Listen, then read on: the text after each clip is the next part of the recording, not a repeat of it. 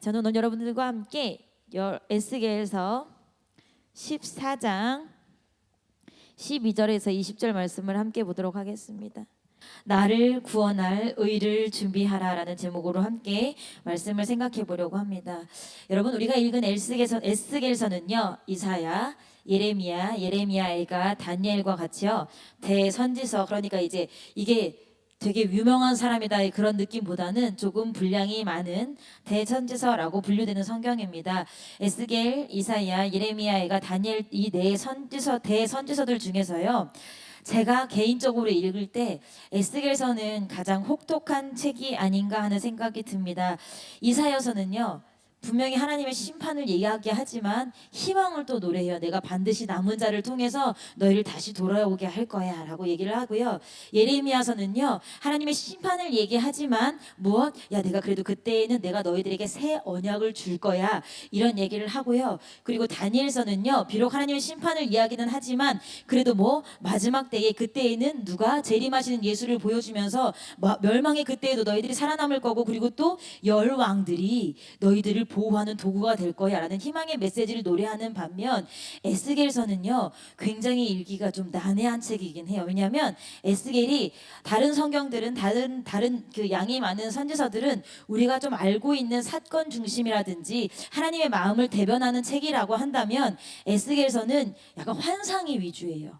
환상이 위주. 그래서 처음에 이것이 어떤 내용인지 잘 가늠하지 못하지만 여러 가지 번역서를 찾아보고 읽다 보면 어느 정도 환상에 대한 윤곽이 보이고, 그 환상을 통해서 하나님께서 무슨 말씀을 하시려고 하는 건지 감이 좀 잡히긴 하는데, 그런데 아무리 의미를 알고 본다고 하더라도 에스겔서는 조금 해괴망측한 책이긴 해요. 왜? 막 인분으로 떡을 구워 먹으라고 하고, 이쪽으로만 누워 살라고, 이쪽만 누워 살라고 하고, 마누라가 죽어 울지 말라고 하고, 그리고 되게 막 그 마지막에 성전에 관한 환상, 막 여러 가지 환상들이 조금은 우리를 어리둥절하게 합니다. 그러나 분명한 것은 이 에스겔서를 놓치면 하나님께서 우리에게 말씀하시는 진노가 얼마나 코앞에 다가왔는지 모른다는 점입니다. 이사야, 예레미야, 다니엘, 에스겔, 이 네 가지 책 중에서요, 하나님의 임박한 진노를 가장 극적으로 말하는 책이 바로 또 에스겔서이기도 해요. 그래서 여러분들이 조금 세번역이라든지 쉬운 성경이라든지 여러 가지 것들로 읽으시면서 그 내용을 파악하셔야 될 책 중에 하나가 바로 이 에스겔서입니다. 당시 이스라엘은요, 이 에스겔이 이 책을 썼을 때, 이때는 하나님께서 어떻게 할 수 없을 정도로, 더 이상 손을 쓸 수 없을 정도로, 이스라엘 백성을 볼 수도 없을 정도로요, 악이 굉장히 가득해서요, 썩은 내가 진동했습니다.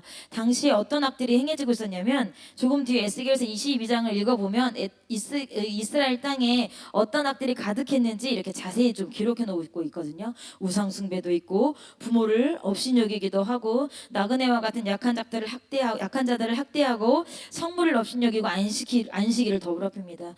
그뿐만이 아니라 성적 타락도 있고요, 뇌물과 불의한 이익을 얻고 불의하게 사람을 죽이기도 합니다. 어디에? 피가 가득하도록. 이런 죄가요, 하나님을 모르는 사람들에게 일어났으면 하나님도 그러려니 하실 텐데, 하나님을 모르는 사람들에게 일어난 것이 아닙니다. 오늘 우리가 읽은 14장의 1절을 한번 보도록 하겠습니다. 14장 1절 딱 보니까요, 누가 에스겔을 찾아온 거예요? 이스라엘 장로들이래요. 우리 교회에서 안수한 그런 장로랑은 좀 달라요. 그렇지만 이스라엘 백성, 하나님을 알고 하나님의 선택받은 민족, 지금 언제까지 온 거예요? 출애굽을 해가지고 지금 약 몇 년 지난 거예요?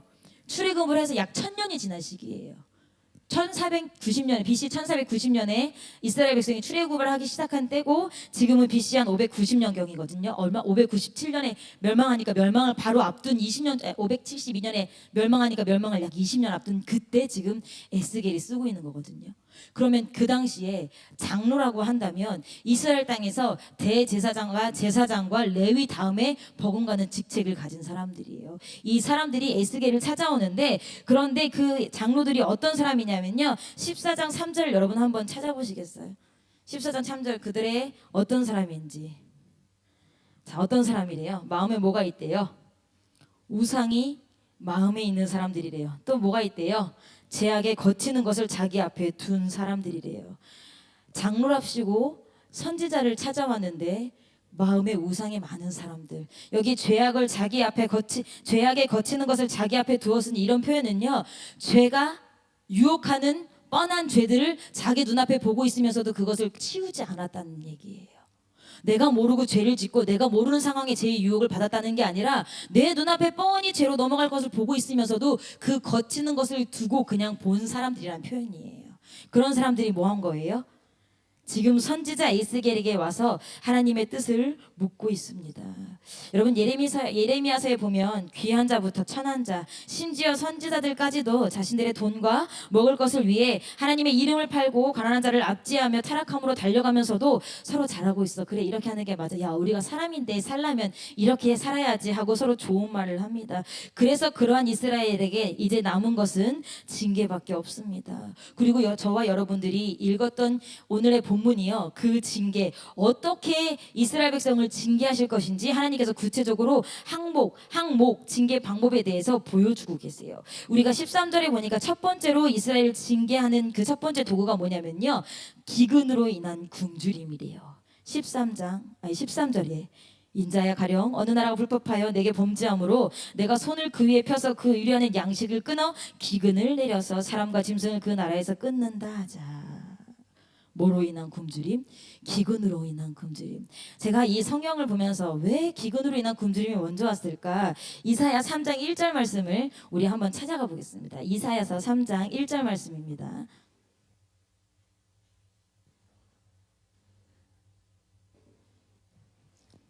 찾으셨으면 우리가 한 목소리로 함께 읽어볼게요. 시작.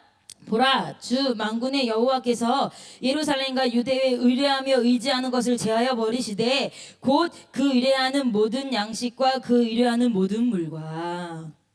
이사야서도 하나님의 심판을 말씀하시는 책인데, 하나님께서 뭐라고 말씀하시냐면 만군의 여호와께서 예루살렘과 유다에 의뢰하며 의지하는 것, 예루살렘과 유다 백성들이 의지하는 것을 먼저 모두 없애실 것인데, 곧 첫 번째가 그들이 의지하는 게 뭐래요? 모든 양식과 모든 먹을 거래요. 물이래요. 빵과 물이래요. 여러분, 무슨 얘기예요? 누가복음 12장에 나온 어리석은 부자 같은 거예요. 밭에 소출이 너무 많아가지고 곡간을 새로 짓고, 야, 당분간은 편하고 즐겁게 먹을 수 있겠는걸, 먹을 것을 의지하고 먹을 게 있어서 안전하다고 생각하는 그 사람들을 하나님께서 우리의 신령을 깨트려 보시기 때문에 가장 먼저 제하시는 게 먹을 것이에요. 여러분 목사님 늘 말씀하시죠. 먹고 사는 문제 때문에 뭐 한다고? 지옥 간다고. 여러분, 먹고 사는 문제 중요해요. 중요하지 않다는 거 아니에요. 근데 먹고 살면 되는데 잘 먹고 살고 싶은 거잖아요. 그리고 잘 먹고 살게 되면 더 잘 먹고 살고 싶은 거고, 더 잘 먹고 살게 되면 더 잘 먹고 살고 싶은 게 사람의 욕망입니다. 그리고 그것이 어느 정도 내 욕구를 채우면요, 무엇을 의지하는 거예요? 먹는 것을 의지하는 거예요. 눈에 보이는 재물을 의지한다는 뜻이에요. 그러니까 하나님께서 오시면 가장 먼저 먹을 것을 끊어버리시겠다는 거예요. 기근으로. 여러분들은 무엇을 의지하십니까? 하나님의 첫 번째 징계가, 우리에게 예비하신 첫 번째 징계의 도구가 굶주림입니다. 저는 어렸을 때, 제가 이제 목사님 목회 하시면서, 저는 어렸을 때 그 고난 주간이 제일 싫었던 것 중에 하나가, 고난 주간에 이제 지금은 목사님 그렇게 안 하시는데, 그때는 성금요일이라고 해가지고 금요일 전성도 금식을 시켰어. 근데 막 애들까지도 가혹하게 금식을 시켰고, 이제 저랑 제 동생이 이렇게 있는데, 그때 저희 막내 동생이 한 3살인가 그랬는데, 우리 집에서 이성이 없는 짐승이라 먹을 수 있는 애는 걔밖에 없었거든요. 그래서 걔만 먹는 거야. 근데 저랑 제 동생이랑은 초등학교 막 5학년 막 이렇게 됐을 때예요. 그때 여기 언덕 넘어 반지하 살 때니까 4학년 5학년 됐을 때 하루 금식을 하는 거예요. 하루 금식. 저랑 제 동생이랑. 얼마나 배가 고팠겠습니까? 제가 아직도 기억, 거꾸로 누워서 벽을 발로 차면서 왜 나는 이런 아빠를 만난 거야 막 이러면서 왜 못 먹게 하니까. 그리고 우리 막내 동생만 졸졸 쫓아나서, 그 자식은 누나들이 금식하는데 밥 먹고 초코파이까지도 막 먹더라고. 디저트로. 해서 그 뒤만 쫓아다니는 거, 혹시라도 부스러기는 먹을 수 있을까 봐. 그래서 제가 금식을 너무 싫어요. 배고픈 걸 엄청 싫어해요. 그래서 지금도 배가 너무 고프고 힘들면, 제가 그때도 설교 때 누가 언제 설교 때지? 변신이 아니고 뭐 된다고? 견신에 성격이 포악해져. 근데 그런 저만 그럴까요? 여러분들은 배고픈 거 잘 버티시는 분들도 계실 거예요. 그러나 하나님께서 말씀하시는 기근의 굶주림은요, 한 끼가 아니에요. 하루가 아니에요. 하나님께서 꼴랑 한 끼 굶기자고, 하루 굶기자고, 일주일 굶기자고, 한 달 굶기자고 온 지구를 통틀어서 기근을 내리시겠습니까? 하나님의 첫 번째 징계 방법 기근입니다. 그럼 두 번째 징계가 뭐래요? 15절입니다. 시작. 가령 내가 사나운 짐승으로 그 땅에 통행하게 하여 적막해 하며 황무케 하여 사람으로 그 짐승을 인하여 능히 통행하지 못하게 한다 하자. 15절. 여기 보니까 사나운 짐승이라고 표현했어요. 그래서 막 사나운 짐승이라고 하니까 호환, 우리 어렸을 때 말하는 호환 마마, 호랑이, 막 사자, 이런 무서운 짐승이 있을 것 같잖아요. 그런데 원어를 한번 생각해 보면 사나운 짐승의 이 사나운은요, 라라는 뜻으로 나쁜 이런 뜻이래요. 뭐라고? 나쁜. 그러면 그 뒤에 짐승은 하이예요. 하이는 뭐냐면 잘 들어보세요. 살아있는, 생존하는, 생기 있는, 활력적인, 번영하는 이런 뜻이에요. 근데 우리나라 성경에서 이거를 지금 사나운 짐승이라고 번역을 한 거거든요. 근데 성경에 이 하이라는 단어가 굉장히 많이 쓰이는데 어떠한 뜻으로 쓰이냐면 힘센, 생명, 야수, 동료, 회중, 군대 이런 표현으로 번역이 돼요. 그러면 나쁜 생명, 나쁜 야수, 나쁜 동료, 나쁜 회중, 나쁜 군대 이런 것들을 사나운 짐승으로 에스겔은 표현을 하면서 그런 것들이 뭐를 한대요? 사람들이 통행하지 못하게 길을 막는데요. 여러분 그럼 우리가 무슨 생각을 해볼 수 있을까요? 나쁜 군대, 나쁜 사람들이 뭐 하는 거예요? 사람들을 다니지 못하게 통제하는 거예요. 사람들을 뭐 하는 거예요? 억압하는 거예요. 끼리끼리 모여서 뭐 할 수 없고 교류할 수 없고 그들의 안전을 도모하지 못하도록 나쁜 군대, 나쁜 세력, 나쁜 동료, 나쁜 회중들이 길거리에서 골목골목마다 사람들이 다니는 것을 차단시킨대요. 오늘 에스겔서 14장 15절 말씀은 오히려 그런 뜻에 더 가까운 말씀이에요. 여러분 우리가 이제 뭐 뒤에 또 연병도 나오지만 저희가 코로나 시즌에 다 경험해 보지 않았습니까? 우리가 어디를 가든 누가 통제해요? 국가가 통제해요. 무엇을 찾는다는 명목으로 병 걸린 사람들을 감염된 사람들을 찾는다는 명목으로 그래서 저희가 일거수일투족을 통제를 다 당했고 그리고 8월 15일 때문에 전화 받아보신 분 두세 번 받아보신 분 그쵸? 한 번만 오지 않죠? 한 번 왔다가 두 번 왔다가 세 번 왔다가 네 번 왔다가 막 난리도 아니었어요. 왜? 그들이 우리가 어디 있는지를 아는 거예요. 야외에 있는데 철저하게 뭐 하는 거예요? 통제하는 거예요. 그것이 바로 사나운 짐승의 한 가지 무리들일 수도 있어요. 두 번째 하나님께서 회개하지 않고 돌아오지 않은 이스라엘 백성들에게 징계하시는 도구가 사나운 짐승이래요. 그러면 세 번째 도구, 세 번째 징계는 뭡니까? 17절 우리건 쉽지요. 내가 칼로 그 땅에 임하게 하겠고 칼은 무엇을 얘기하는 거예요? 전쟁을 이야기하는 거예요. 여러분 진짜 사람이 칼로 쳐 죽이는 전쟁도 전쟁이지만 지금 우리나라와처럼 뭐하는 서로 분쟁이 너무 심해요. 서로 너무 혼란이 가중돼요. 이런 것도 칼이에요. 말로 하는 칼, 언론의 칼 이런 칼들로 뭐 전쟁이 임하는 거예요. 네 번째 징계는 뭐예요? 19절에 보니까 그 땅에 온역을 내려 죽임으로 역병, 전염병을 말하는 거예요. 이런 전염병들로 뭐 하나님께서 이스라엘 백성을 다 흐트러 버리시겠다는 거예요. 여러분 실제적으로 저는 이제 그 당시에 살지 않았지만 이스라엘 유럽 땅을 건너서 흑사병이 펴졌을 때 지구의 절반 이상의 인구가 동시에 죽었대요. 너무 다행인 건 아시아는 어떻게 돼서 대륙이 너무 떨어지고 걔네들이 만주벌판을 못 벗어나서 그래서 아시아 인구가 조금 그나마 나았던 거지. 유럽과 물론 남미는 안전했지. 걔네들은 완전 다른 땅덩어리니까. 근데 유럽과 중앙아시아, 북아시아 거기는 뭐 쥐로 인한 패스트, 흑사병 때문에 뭐 했어요? 사람이 절반 이상이 죽었어요. 우리 뭐 이제 우리는 이제 그렇게까지는 아니지만 여기 성경에 보니까 19절에 보니까 뭐가 사람과 짐승을 끄덕거릴 만한 질병이 온대요. 그런데 우리가 다 경험해봐서 알지만 이게 헛된 공상과학인가요? 아니면 있을 수 있는 일인가요? 있을 수 있는 일이에요. 제가 너무 걱정이 된 거예요. 왜 우리 강종순 집사님 새벽 예배 안 나오지? 제가 이제 물어봤어 사모님한테. 엄마 왜 강정수 집사 새벽 예배 안 나와? 주일 예배 안 나와? 식당 봉사야? 그랬더니 야 새벽 예배도 안 나왔어. 왜요? 무슨 일 있어? 그랬더니 거기 코로나여서 너무 신선하고 너무 웃기더라고. 지금도 뭐 코로나 걸린 사람이 있구나. 많이 아팠어요? 어머, 지금 코로나 걸려도 아파요? 너무 신기한 거야. 너무 불과 2, 3년 전에 일어난 일인데 굉장히 옛날 일 같아서 되게 옛날 사람 말하는 것만 지금도 코로나 걸려서 아픈 사람이 있어 막 이랬는데, 여러분 우리가 어땠어요? 코로나 걸려서 진짜 죽는 사람 많았잖아요. 그래서 정말 여러분들 코로나 안 걸려 보신 분? 나는 코로나 안 걸렸다. 오, 그래. 안 걸린 사람도 있지만 태반이 걸리셨네요. 그렇게 무서운 게 코로나 걸렸는데 안 아팠던 분. 나는 코로나 걸렸는데 별로 안 아팠다. 와, 다행이다. 나머지 분들은 엄청 앓으셨죠. 제가 저희 교회에서 체력적으로 믿는 여성이 한 분 계세요. 1번이 김혜영이고 2번이 김주현인데 체력적으로 이 여자들은 정말 강하다. 근데 막 바람에 낙엽처럼 흩날리더라고. 그리고 저한테 유언도 아닌 것이 막 나는 40살 되면 전도사님처럼 못 살 것 같아요. 이러면서 막 유언도 아닌 유언을 했는데, 우리가 역병이 얼마나 무서운지 경험을 해봤잖아요. 이런 것들이 근데 뭐래요? 하나님의 징계로 온대요. 완전 어느 정도로 오냐면 그냥 아프고 끝나는 것이 아니라 성경에 보니까 짐승과 사람을 다 끊어버릴 정도로 굉장히 강력하게 온대요. 그런데 이런 첫 번째 기근, 굶주림, 그 다음 뭐 나쁜 무리들, 그 다음 뭐 전쟁, 그 다음에 역병, 이런 것들이 올 때에 여러분들이 읽으셨던 반복적인 표현이 있지요. 14절, 16절, 18절, 20절 노아, 다니엘, 욥이 거기 있을지라도 뭐한다? 나의 삶을 두고 맹세하노니 그들은 자녀도 건지지 못하고 자기의 의로 누구의 생명만 건지리라. 자기의 생명만 건지리라.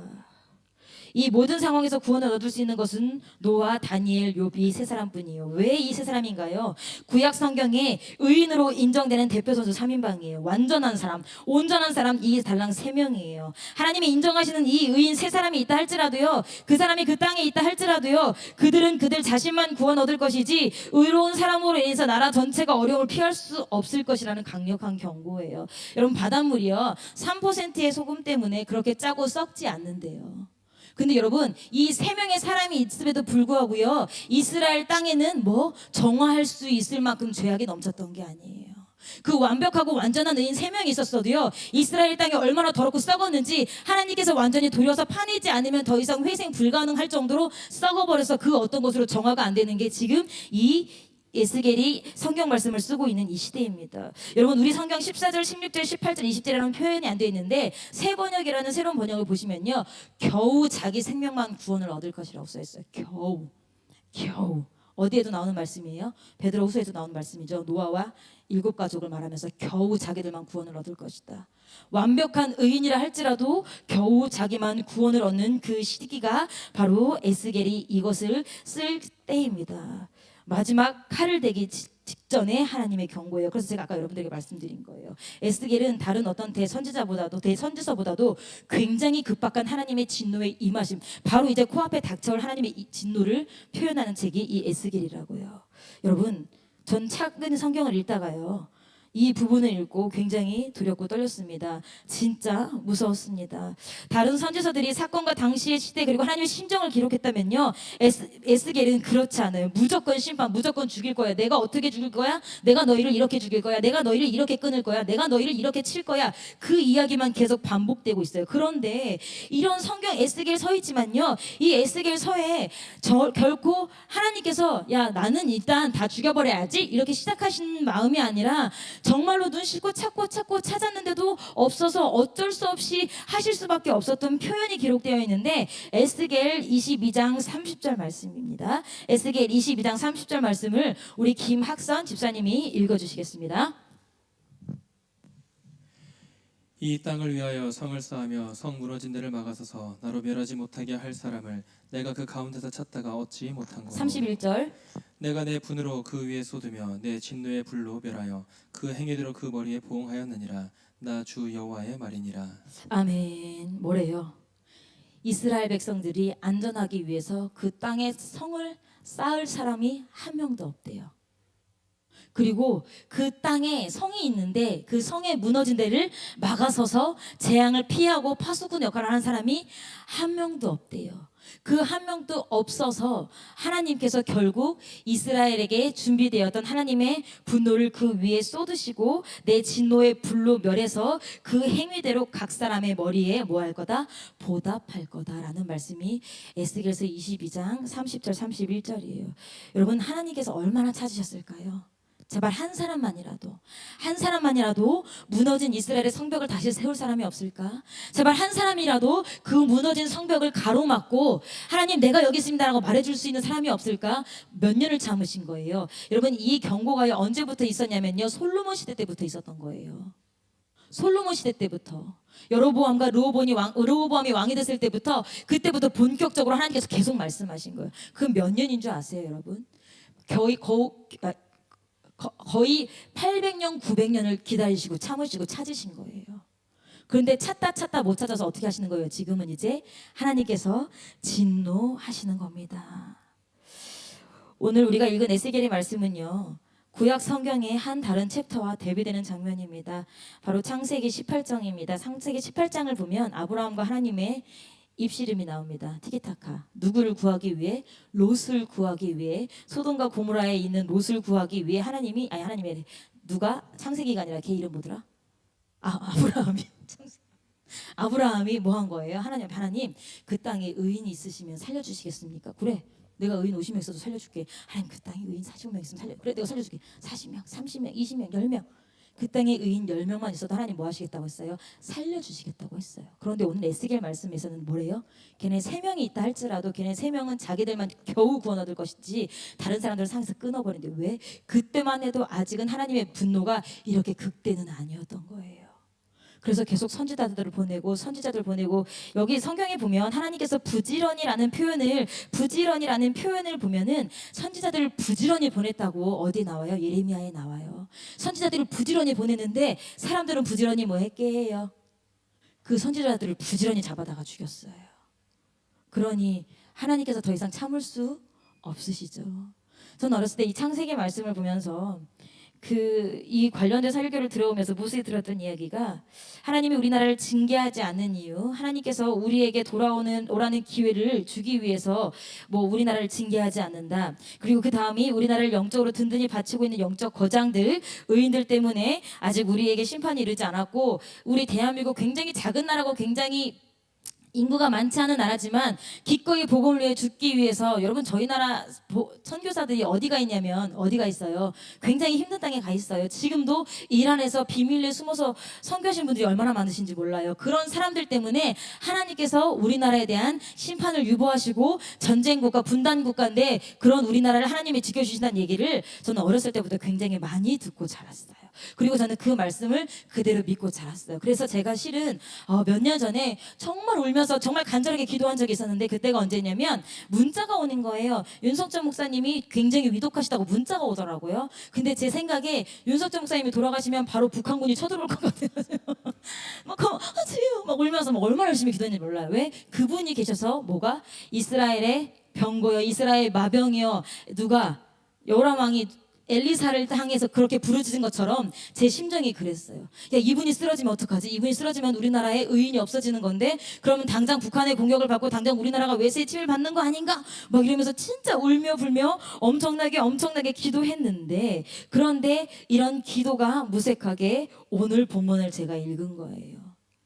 여러분, 이스라엘의 악함은요, 성경에서 완전한 자로 꼽히던 노아, 다니엘, 욥이 있다 할지라도요, 그들은 자기의 의로 자기의 생명만 건진대요. 그럼 나는 어떡하지? 나는 아직 하나님 앞에 의인이 아닌데, 의인이 있으면 심판이 유보되는 거 아니었나요? 몇 날 며칠 끙끙거렸습니다. 그리고 다시 성경을 찾아봤습니다. 마태복음 3장 10절입니다. 마태복음 3장 10절 우리가 다 함께 읽겠습니다.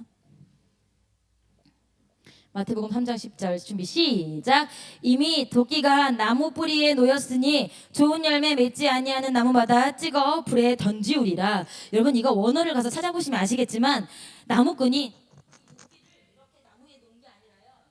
도끼를 나무 뿌리에 놓은 게 아니라 표현이, 그럼 나무 뿌리가 멈추고 있으니까 그대로 밑둥을 치는 거죠. 지금 하나님께서 이스라엘 백성을 에스겔을 통해서 말씀하시는 순간이 도끼가 그 상황을 말씀하시는 거예요. 마태복음을 읽으니까 제가 더 피부로 와닿더라고요. 야, 그럼 어떡하지? 한 사람의 의인 때문에 하나님께서 심판이 유보되는 것이 아니라 뭐다? 지금 도끼가 날라오고 있다. 뿌리까지 닿기 얼마 남지 않았다. 여러분, 지금 우리가 살고 있는 시대가 이런 시대입니다. 여러분, 느껴지시나요? 여러분, 이 하나님과의 온도차가 같으신가요? 지금 도끼가 날라오고 있다고요. 뭐를 치기 위해? 열매가 없는 나무를 치기 위해. 그런데 우린 무슨 걱정하고 있어요? 이번 달 나갈 카드값 걱정하고 있어요. 이번 달 낼 전기세 걱정하고 있어요. 다음 달이면 돌아올 내 아이들 등록금 걱정하고 있어요. 당장 누구한테 돈을 빌리면 되지 그거 걱정하고 있어요. 여러분, 지금 도끼가 날라오고 있다고요. 날라오고 있어서 그 나무의 밑둥과 기둥 뿌리를 찍어버린다고요. 그런데 여러분, 아까 말씀드렸던 것처럼 지금 내 통장에 당장 먹을 것이 있으니까, 당장 내가 먹을 물과 음식이 있으니까 조금 안도하고 그것 때문에 의뢰하고 계시는 것은 아닌가요? 우리는 정말 하나님하고 너무 온도차가 커요. 제가 저희 교회 사무실에 같이 있는 그 직원이 한 명 더 있잖아요. 나 뭐 온도차가 안 맞아가지고 정말 죽을 것 같아. 그래서 내가, 야, 너 너네 집 가족들은 어떻게 사냐? 그랬더니, 그래서 우리 집 가족들은 텐트에 산대요. 텐트에 산대. 야, 무슨 이글루도 아니고 텐트에 사냐? 근데 제가 볼을 보니까 그렇게 안 하면 못 살겠더라고. 아, 너무 춥게 살아. 이 온도차가 안 맞으니까 저는 막 집에 가면 이불 막 이렇게 덮고 자거든요. 우리 신랑이, 야, 너 이거 감기 걸린 거 아니야? 왜? 하루 종일 추웠기 때문에 집에 가서 에어컨 바람, 선풍기 바람이 싫어. 그래서 막 선풍기 틀어놓으면 우리 신랑한테 깍! 막 우리 신랑이 더위를 안 타니까. 근데 막 온도차가 안 맞으니까 죽겠더라고. 너무 춥고. 그리고 나 오면 갑자기 막 삑삑삑삑삑삑 막 눌러. 온도 올리고 풍향 줄이고. 그리고 와막 선풍기 틀고. 왜? 내가 뭐라고 또 잔소리만, 야, 너 지금 내가 너무 춥다고 했잖아. 막 이러면서 뭐라고 할까봐. 그래서 나도 교회 사무실에 텐트를 하나 놔야 하나, 굴 속에 들어가서 업무를 봐야 하나, 이러고 있을 정도인데, 온도차가 안 맞으니까 사람끼리도 뭐 하는 거예요? 어려운 거예요. 근데 여러분들, 하나님과 여러분이 온도차가 안 맞으면 그건 진짜 위험한 거예요. 누가 누구한테 온도를 맞춰야 돼요? 내가 하나님 앞에 온도를 맞춰야 돼요. 그런데 참 사람은 발전이 없어요. 그래서 목사님께서 가끔 설교하시면서 진화론이냐 창조론이냐 말씀하실 때, 뭐 진화론 목사님 설명하실 때 막 그런 얘기 하잖아요. 사람이 만약에 원숭이에서 진화했으면 그 진화의 중간 단계가 있어야 된다, 막 이런 말씀 많이 하시잖아요. 근데 저는 성경을 보면서도 느꼈던 게, 만약에 진짜 진화론이라면 사람이 2000년보다는 나아야지. 근데 2000년 이스라엘 백성하고 지금 우리하고 똑같아. 그 얘기는 진화가 되지 않아서, 전혀 진화가 되지 않았어. 여러분, 제가 말씀으로 확인시켜 드릴게요. 에스겔 12장 26절에서 28절 한번 찾아가 보시겠어요? 제가 14장을 펴고 있으니까 12장 26절 28절. 자, 우리 찾으셨으면 김은경 기자님 한번 읽어주세요. 여호와의 말씀이 또 내게 임하여 가라사대, 인자야, 이스라엘 족속의 말이 그의 보는 묵시는 여러 날 후의 일이라.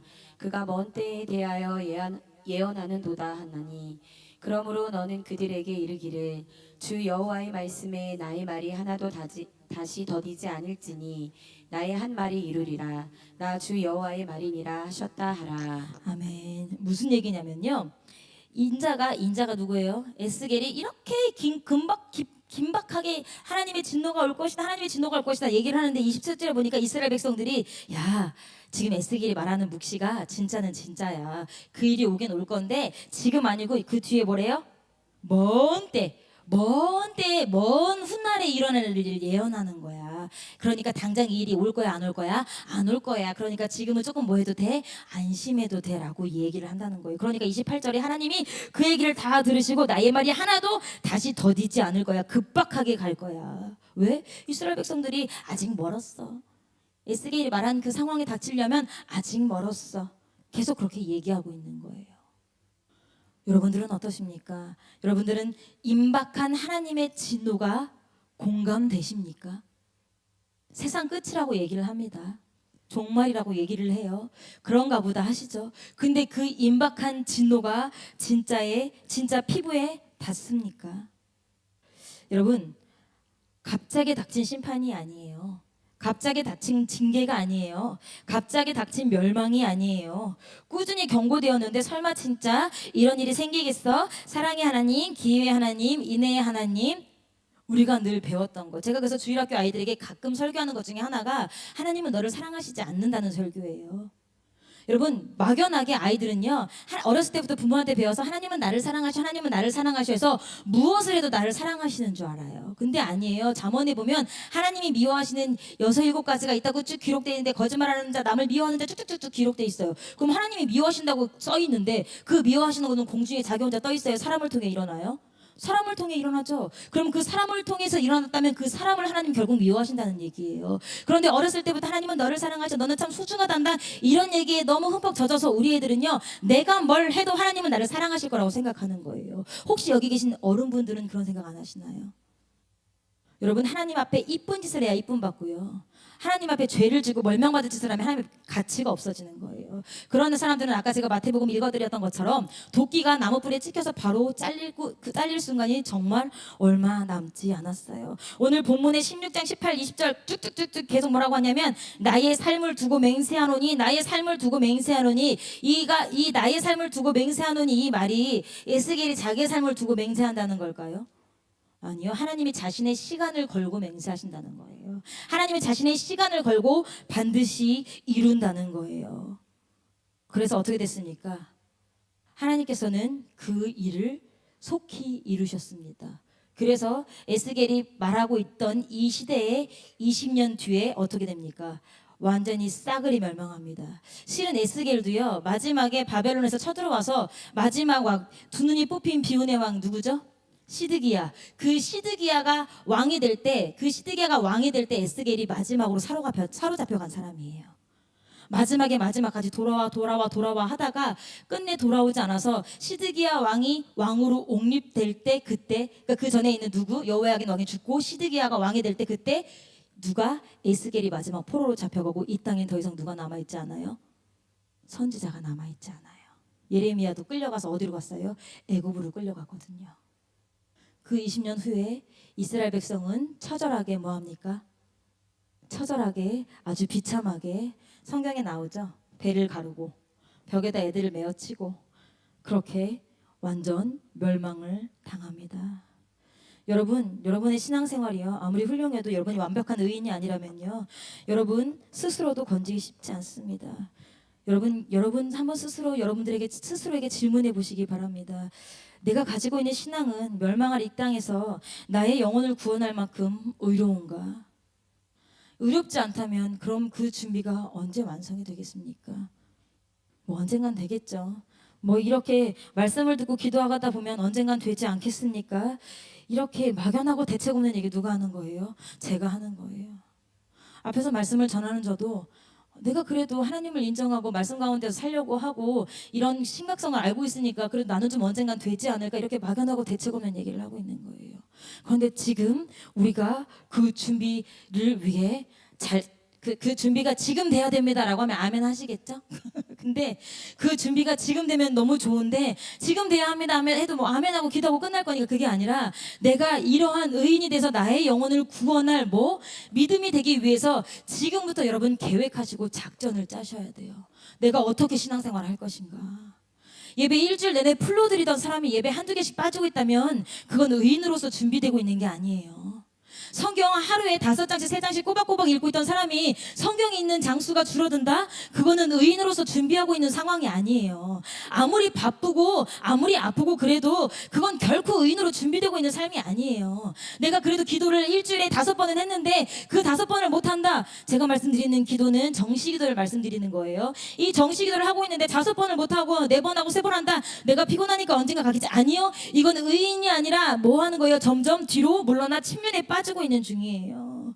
여러분 이렇게 대책 없는 신앙생활 하지 마시고, 오늘 내가 기도해서 어떻게든 한순간 해보려고 하지 마시고, 하나님이 언제 오실지는 모르나 내가 나의 신앙을 가장 거룩하고 아름답고 의인으로 될 수 있는 작전을 빨리 짜셔서 그 작전을 실행하실 힘이 오늘 저와 여러분들에게 있기를 주님의 이름으로 축복합니다. 결코 돌아서지 않으면 의인 될 수 없어요. 의인 되지 않으면 여러분 우리가 천국의 멸망을 피하고 천국에 들어갈 방법이 없습니다.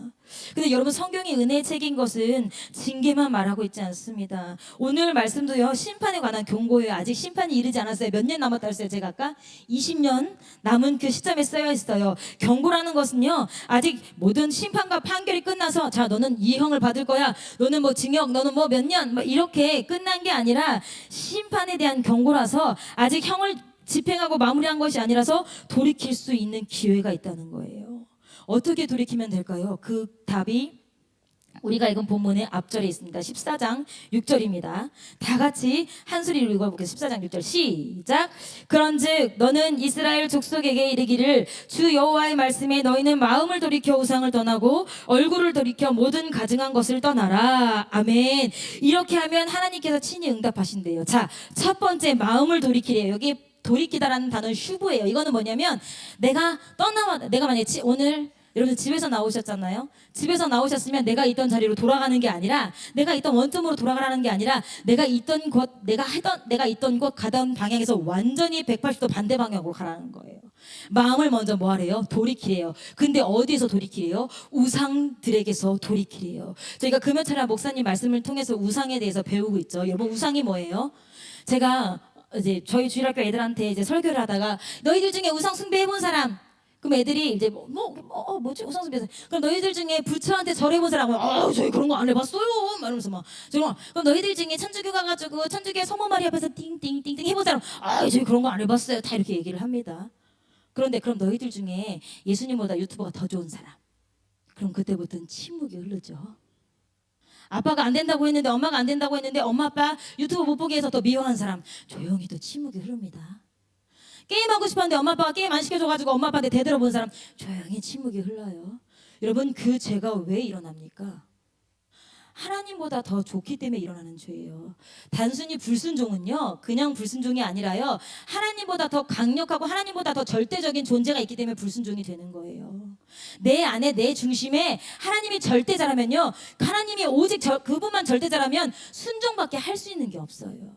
그런데 하나님 말고 나를 뭐 할 수 있는 좌지우지 할 수 있는 것들이 많은 거예요.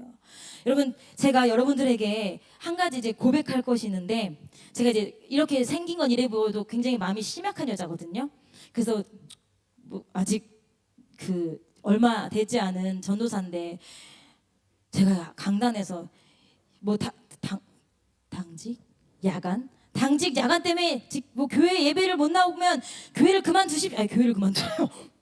회사를 두십시오.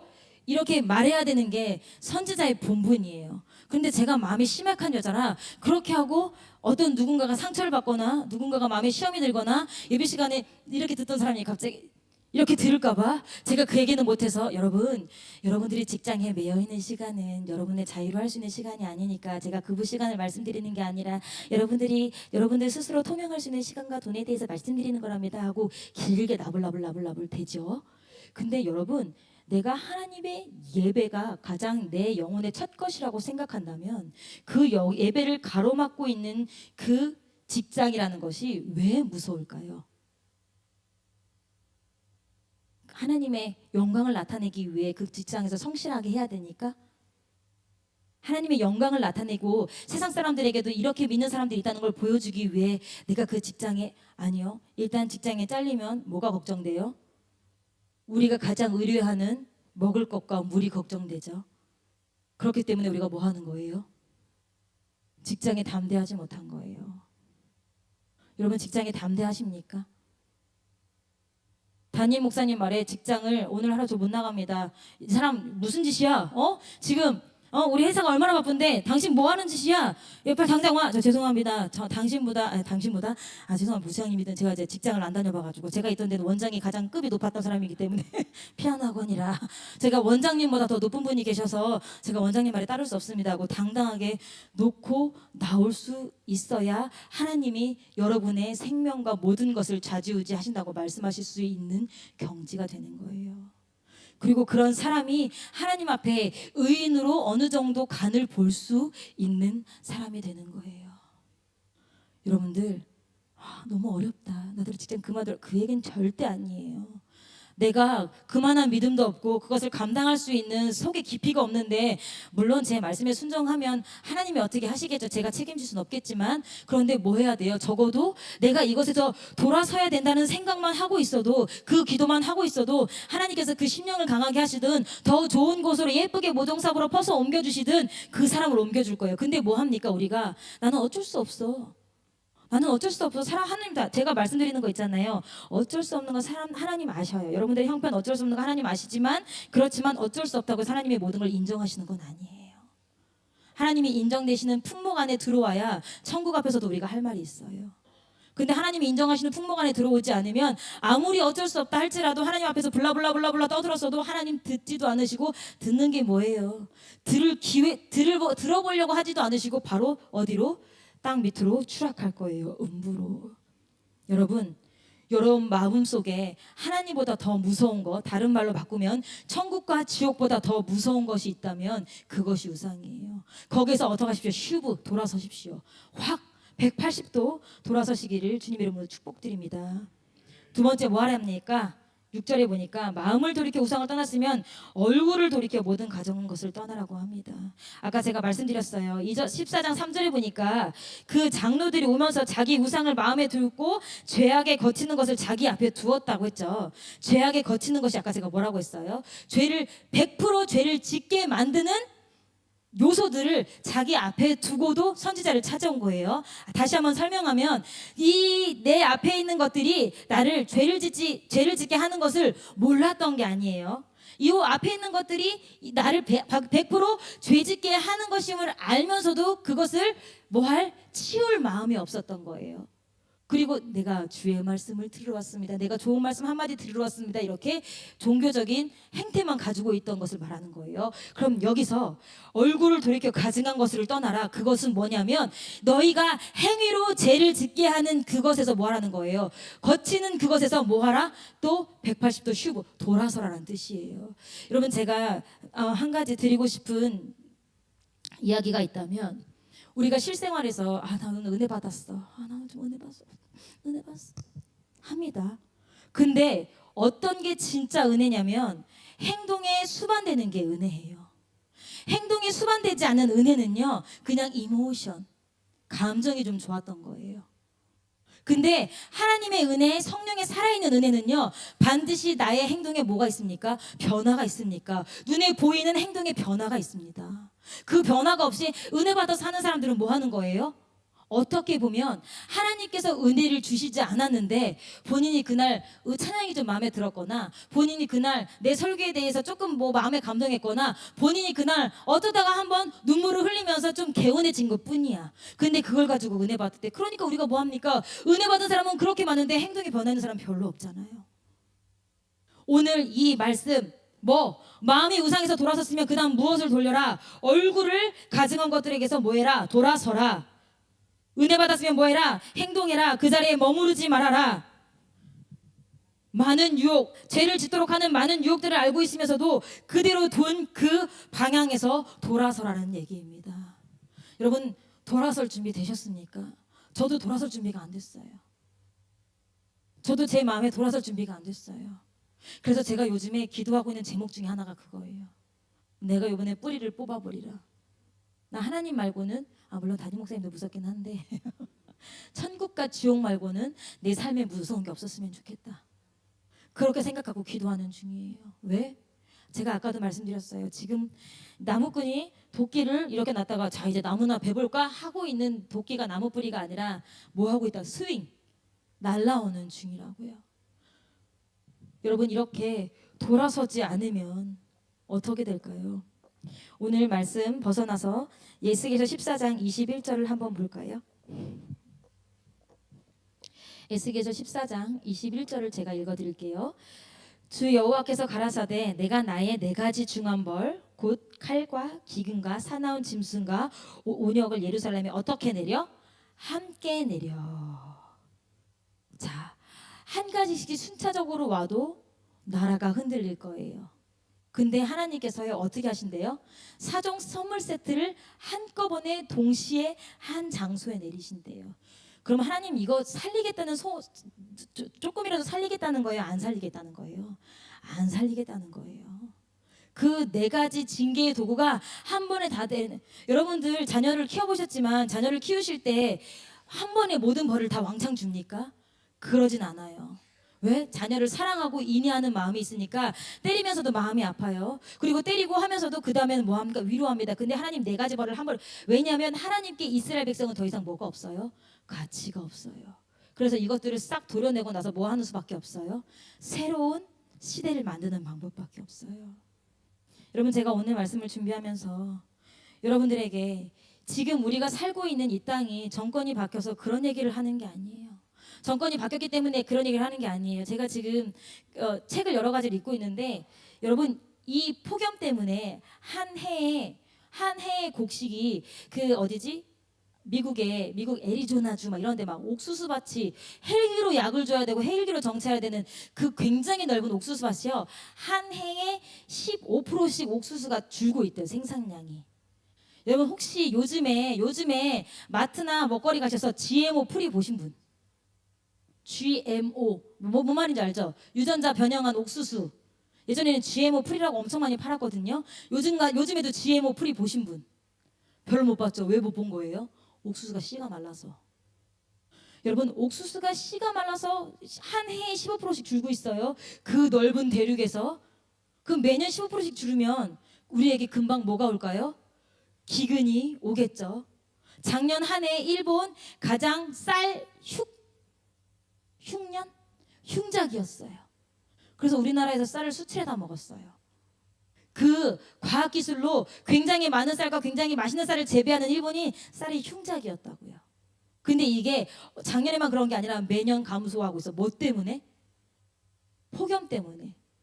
지금 일본이래. 미국의 피닉스라는 도시는요. 일본이래 자꾸. 미국에서 제일 뜨거운 도시인데 이제 올해 전망 계측 온도가 50도라고 합니다. 근데 50도를 버티게 건물이 지어지지 않았어요.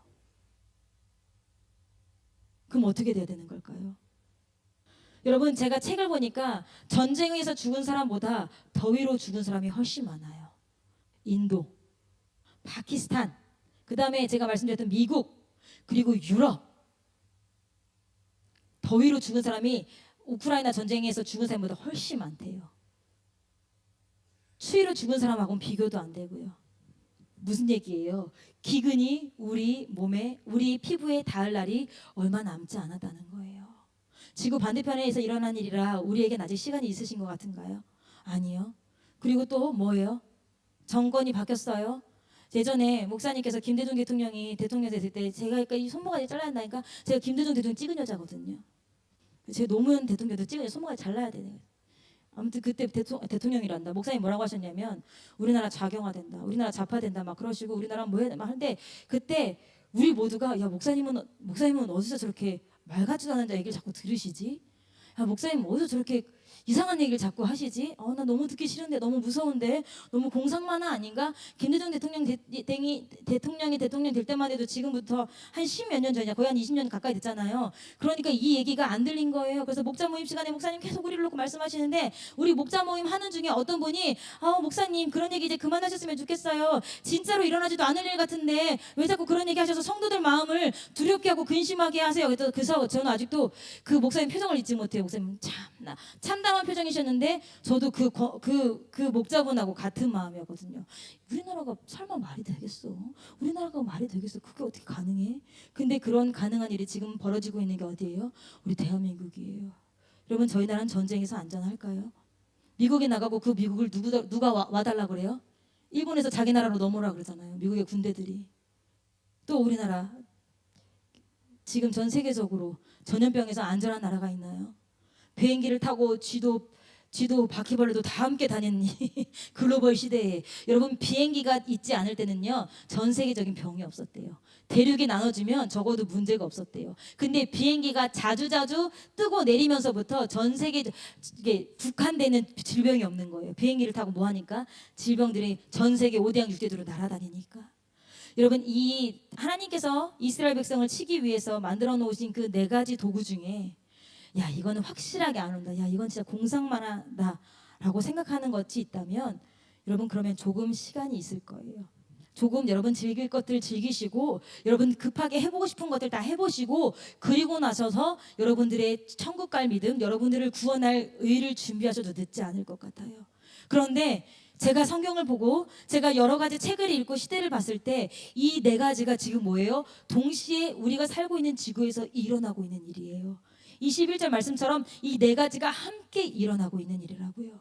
그러면 하나님께서 아까 스윙으로 하셨던 그 진노의 도끼가 곧 뿌리에 찍힐 날, 대한민국이 멸망하는 거 말씀드리는 거 아니에요. 이 전체 우리가 살고 있는 이 지구가 멸망할 날이 별로 남지 않았다는 거예요. 여러분 구원할 믿음 갖고 계십니까? 여러분 옆에 있는 자녀들은 구원 받을 것 같습니까? 아까도 말씀드렸듯이 저는 신앙생활 잘하는 부모님이 계시기 때문에 그 부모님에게 묻어가 보려고 했습니다. 아직 그래도 우리나라에는 외국 뭐 영국이 무너지고 유럽이 무너지고 막 미국이 무너지고 많은 교회들이 무너졌다 하더라도 아직 대한민국에는 기라성 같은 영적 거장들이 있었기 때문에 그런 거장들에게 제가 묻어가 보려고 했습니다. 왜 그들을 위해서 기도 저는 늘 했거든요.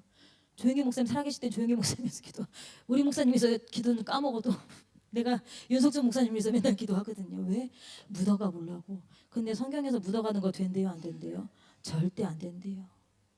그러면 목사님들 말씀하시던 것처럼 여러분은 어떤 대책이 있으시기에 그렇게 화려하게 즐겁게 재밌게 살고 계십니까?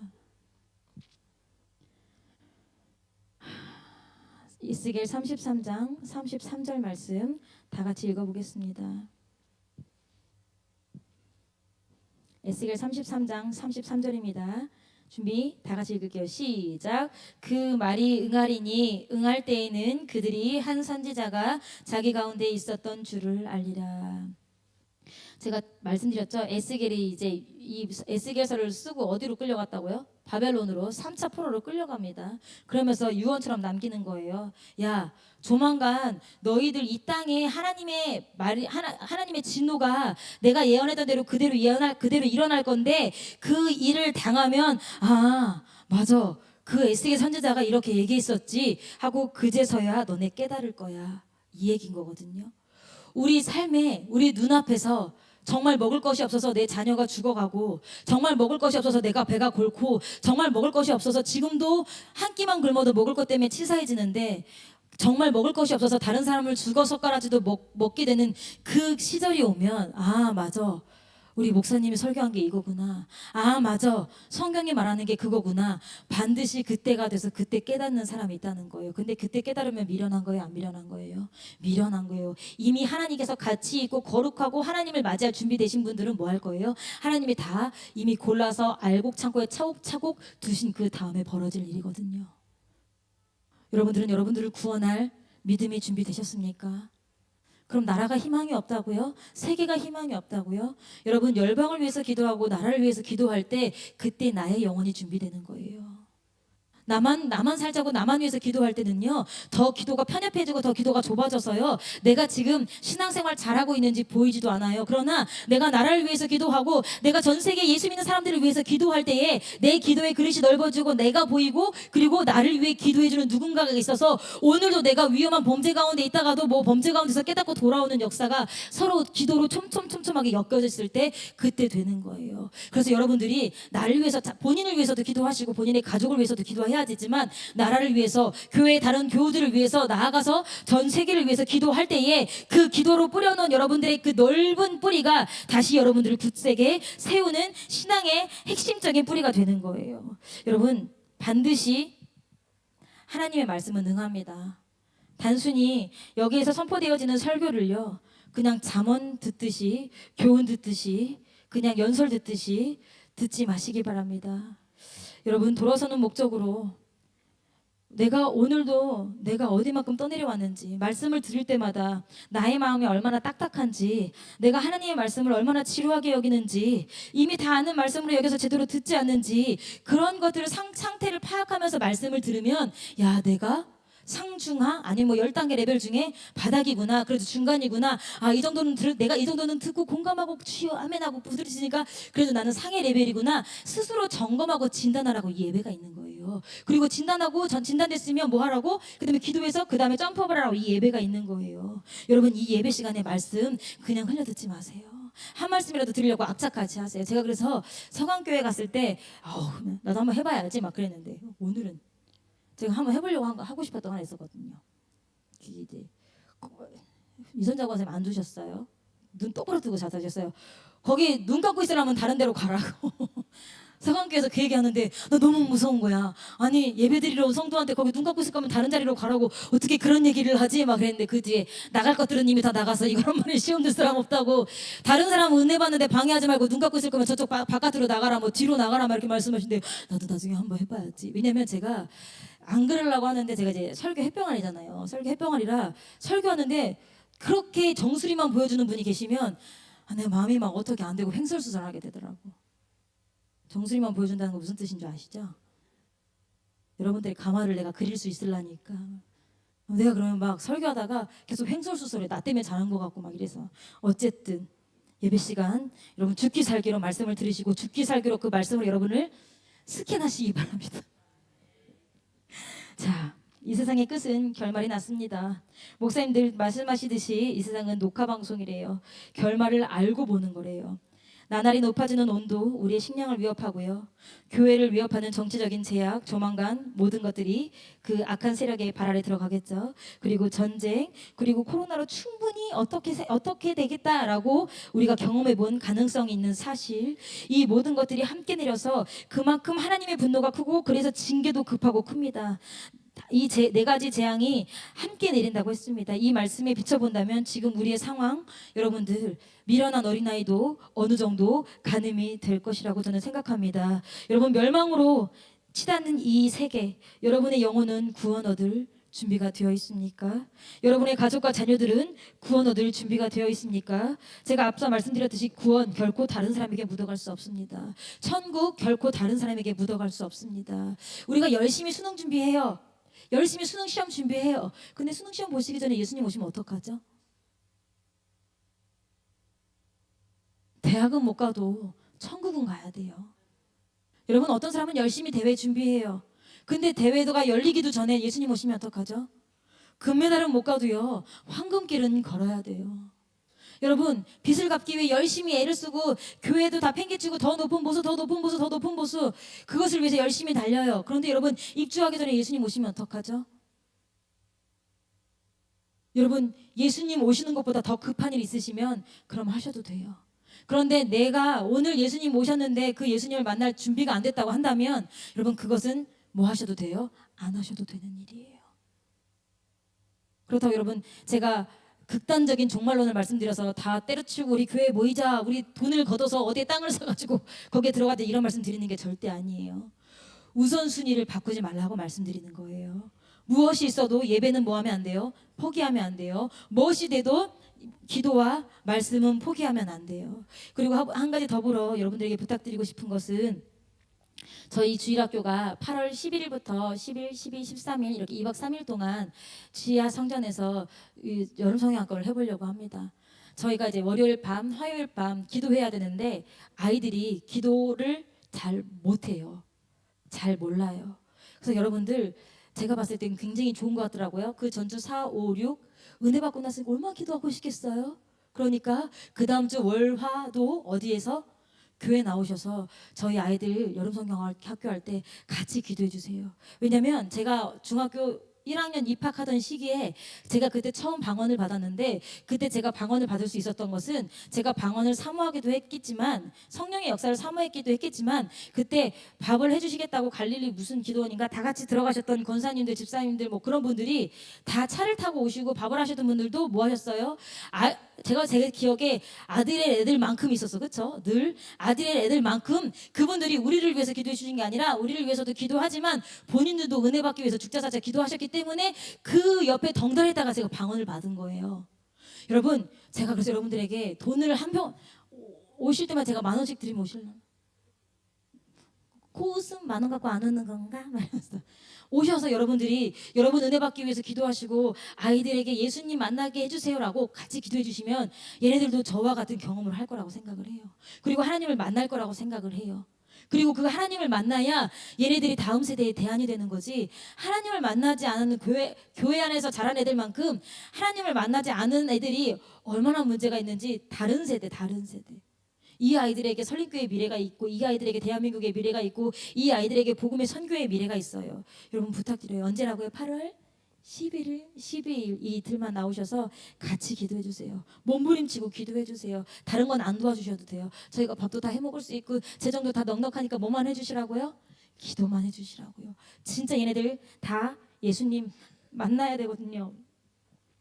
제가 주머니에서 꺼내서 줄 수 있는 거라면 주고 싶어요. 근데 제가 주일학교 사역을 하고 아들을 하면서 제가 주머니 꺼내서 주고 싶은데 그렇게 줄 수 있는 게 은혜가 아니잖아요. 그렇게 줄 수 있는 게 그리스도가 아니잖아요. 그래서 제가 너무 답답하고 너무너무 힘든데, 물론 이제 제가 너무 영역이 있고 제가 더 강하면 이 아이들에게 더 좋은 교육자겠죠.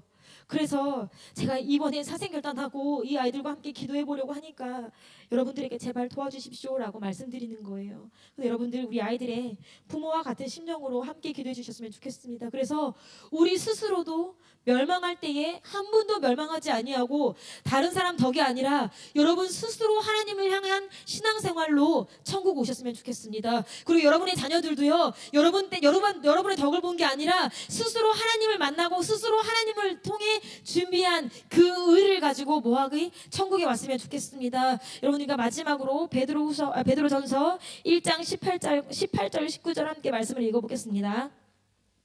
베드로전서 1장 18절 19절입니다. 찾으셨으면 한 목소리 읽겠습니다. 시작.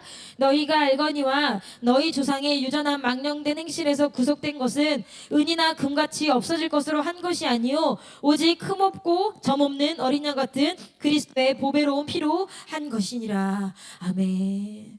내일은 어떨지 몰라도 지금 우리 이 순간은요, 하나님께서 인정하시고 하나님께서 완전하다고 도장을 땅 찍으실 수 있는 의인이 될 수 있는 비결이 베드로전서에 써 있어요. 뭐래요? 보배롭고 흠없는 어린 양의 피로. 그 피만 있으면 우리도 노아가 될 수 있어요. 그 피만 있으면 우리도 요셉 우리도 다니엘 될 수 있어요. 그리고 우리도 욥이 될 수 있어요. 우리 이 시간 두 손 들고 주님 앞에 애절하게 기도하겠습니다. 하나님, 다른 사람이 아니고요, 내가 그 나를 완전하게 하시는 예수 그리스도의 보혈의 피가 필요합니다. 하나님, 뭐 이거 잘못했습니다, 저거 잘못했습니다, 회개합니다가 아니라 그냥 하나님, 지금 이 순간 그리스도의 보혈이 가장 필요한 건 저입니다. 하나님, 지금 이 순간 그리스도의 보혈의 피가 가장 필요한 건 내 자녀입니다.